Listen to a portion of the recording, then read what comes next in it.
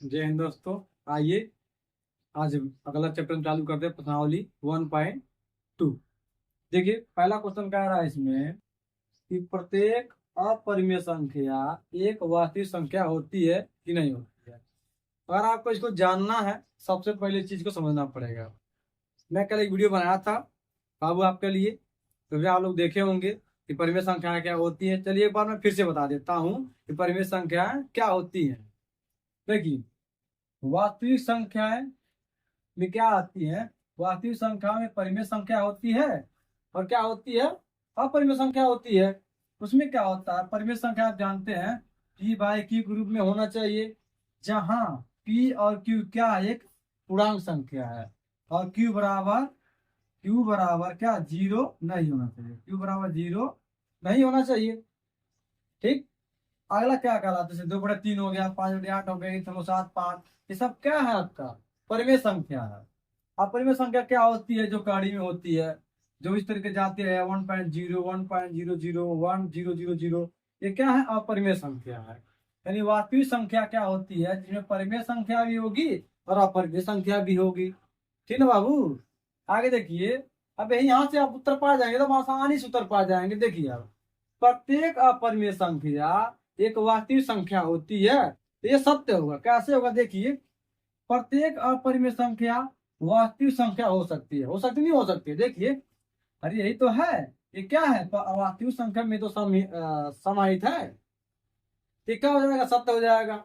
दूसरा चीज समझ, अगला क्वेश्चन कह रहा था कि संख्या रेखा, ये तो समझ गया ना, ये क्या हो जाएगा आपका, ये सत्य हो जाएगा, ये क्या हो जाएगा आपका, सत्य हो जाएगा।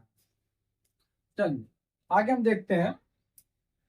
अगला क्वेश्चन कह रहा था कि संख्या रेखा का प्रत्येक बिंदु कड़ी में यम के रूप का होता है, जहां यम एक प्राकृतिक संख्या क्या है, सत्य या असत्य। ये क्या है, असत्य है। कैसे, यह कथन क्या असत्य है, क्योंकि संख्या रेखा पर सभी वास्तविक संख्या निरूपित की जा सकती है, सभी संख्या निरूपित की जा सकती है।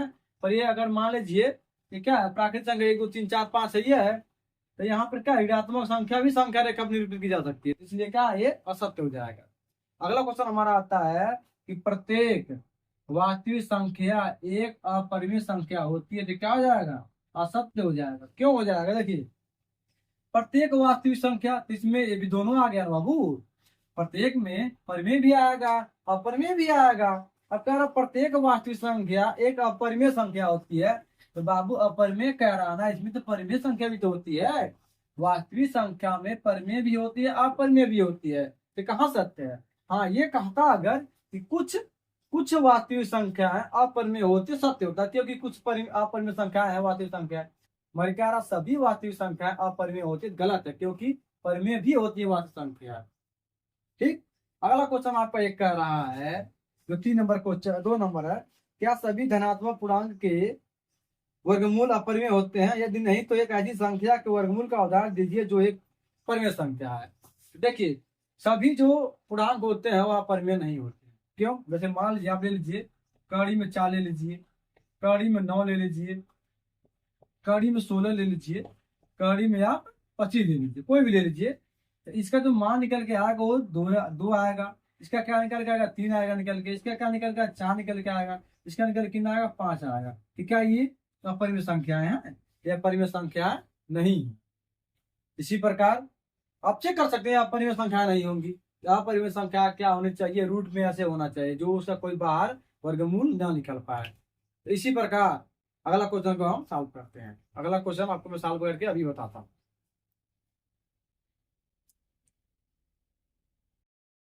देखिए अगला क्वेश्चन जो हमारा कह रहा था, दिखाइए कि संख्या रेखा पर कड़ी में 5 को किस प्रकार निरूपित किया जा सकता है। तो आइए देखते हैं। सबसे पहले क्या करना पड़ेगा, आपको एक संख्या रेखा खींचना है। क्या करना है, आपको संख्या रेखा खींचना है। ठीक है, उसके बाद यहाँ पे कोई बिंदु मान लेना है, पी क्यू आर हमने माना, हमने क्या माना, पी क्यू आर माना है। ठीक, तो पी से क्यू तक की दूरी क्या मान लीजिए, 2 मात्रक मान लीजिए, और क्या करिए, इस पे एक लंब डालिए। क्या करिए, इस पे एक लंब डालिए, और कितना दूरी होना चाहिए, उसको 1 मात्रक होना चाहिए। ठीक है, उसके बाद क्या करिए आप, यही पी से और ये जो आर तक की दूरी है इसी को क्या मान लीजिए, आप त्रिज्या मान लीजिए। त्रिज्या मान करके एक चाप लगाइए। क्या लगाइए, आप एक चाप लगाएंगे तो एक कड़ी में 5 को निर्धारित करेगा। कैसे करेगा आइए हम सीखते। देखिए सबसे पहले क्या करना है, सर्वप्रथम एक संख्या रेखा खींचा। क्या किया हमने, सर्वप्रथम एक संख्या रेखा खींचा।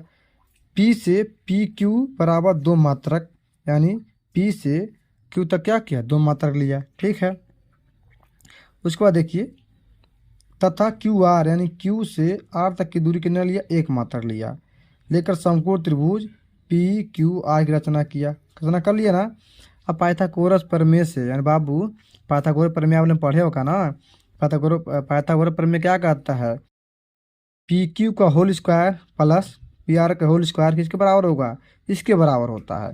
देखिए PR स्क्वायर बराबर PQ का होल स्क्वायर, इसके बराबर होगा P प्लस RQ के होल स्क्वायर के बराबर होता है। तो ऐसे लगाएंगे PR बराबर PQ का होल स्क्वायर प्लस QR का होल स्क्वायर अंडर रूट में हो जाएगा। क्यों, क्योंकि यहाँ का स्क्वायर हटा दिया गया है। तो देखिए PQ कितना है, PQ हमारे पास कितना है, यहाँ से यहाँ तक की दूरी 2 है, यहाँ तक 1 है। तो 2 का होल स्क्वायर प्लस 1 का स्क्वायर, 2 का करेंगे 4 होगा, 1 का स्क्वायर करेंगे तो 1 होगा। ये कुल जोड़ेंगे तो कड़ी में 5 आएगा। अब प्रकार की सहायता से हम क्या करेंगे, संख्या रेखा P को केंद्र मानकर, P को केंद्र मानकर PR त्रिज्या यानी PR यहाँ से यहाँ तक की दूरी की त्रिज्या का चाप लगाया, जो संख्या रेखा को बिंदु यस पर प्रतिच्छेद कर रहा है। देखिए यहाँ पे कर रहा है। तो PR बराबर यानी ये जितना ये दूरी होगा उतना ही दूरी यहाँ से यहाँ तक, PR बराबर PS। ये क्या होगा, कड़ी 5 के बराबर है, जो लगभग 2.236 के लगभग बराबर है।